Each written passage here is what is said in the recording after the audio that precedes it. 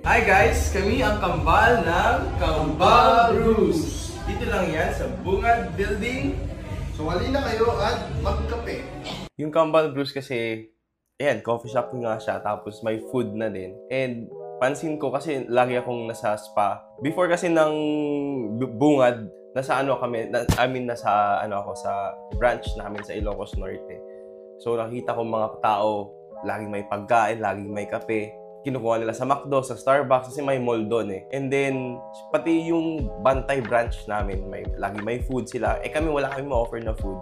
So naisip ko, what if sa amin na din galing yun? So nag-aral ako ng paggawa ng coffee, and then may trusted naman ako na gumagawa ng food namin. So yun, parang it all came together. Tapos saka yun nga, may food na, tapos may pasalubong pa, galing ka sa taas. Kasi Sec 2 first yun eh. Galing ka sa taas,